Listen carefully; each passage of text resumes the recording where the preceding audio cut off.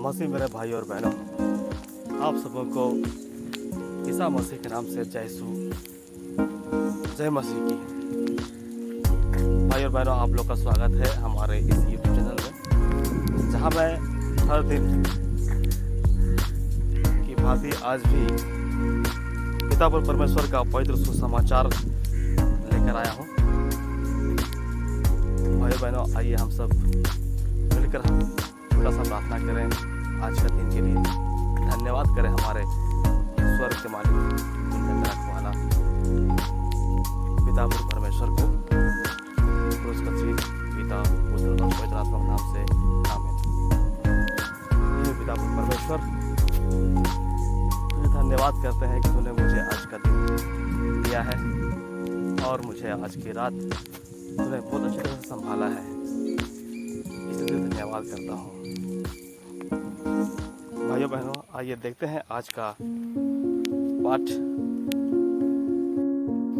पहला पाठ प्रेरित चरित्र अध्याय 16 पद संख्या 1 से 10 तक। इसके बाद वह देरबे और लुस्त्रा पहुंचा। वहां तिमोथी नामक एक मनुष्य था जो ईसाई में यहूदी माता तथा यूनानी पिता का पुत्र था। लुस्त्रा और इकोनियम के भाइयों में उसका अच्छा नाम था। पौलुस चाहता था कि वह यात्रा में उसका साथी बने। उस प्रदेश में रहने वाले यहूदिया के कारण उसने तिमोथी का खतना कराया, क्योंकि सब जानते थे कि उसका पिता यूनानी थे। वे नगर नगर जाकर यरूशलेम में प्रेरितों तथा उनके पालन का आदेश देते थे। इस प्रकार कलीसियाओं का विश्वास दृढ़ होता जा रहा था और उनकी संख्या दिन दिन बढ़ रही थी। जब पवित्र आत्मा ने उन्हें एशिया में वचन का प्रचार करने से मना किया तो उन्होंने फ्रूगिया तथा गलातिया का दौरा किया। मूसिया के सीमांतों पर पहुंचकर वे बिथुनिया जाने की तैयारी कर रहे थे कि ईसा के आत्मा ने उन्हें जाने से रोका। इसलिए वे मूसिया पार कर त्रोआस आए। वहां पौलुस ने रात को एक दिव्य दर्शन देखा।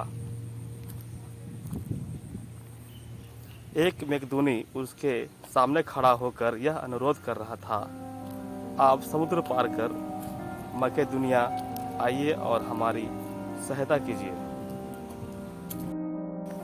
इस दर्शन के बाद हमने यह समझकर तुरंत मकेदुनिया जाने का प्रयत्न किया कि ईश्वर ने वहां सुसमाचार का प्रचार करने के लिए हमें बुलाया है।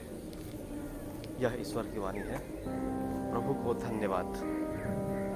भाइयों और बहनों, हम यहाँ पर देखते हैं हमारे इस पवित्र सुसमाचार का इस वचन में कि प्रभु मसीह हमेशा हमें गाइड करते रहते हैं।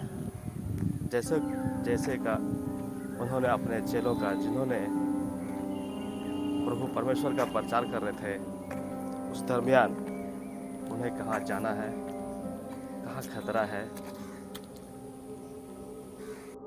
और कहाँ नहीं जाना है, यह हमें हमेशा हमारे पीछे होकर प्रभु परमेश्वर हमारा साथ देते रहते हैं। भाई और बहनों, हमें भी उन पर विश्वास कर उनके मार्ग पर चलना है।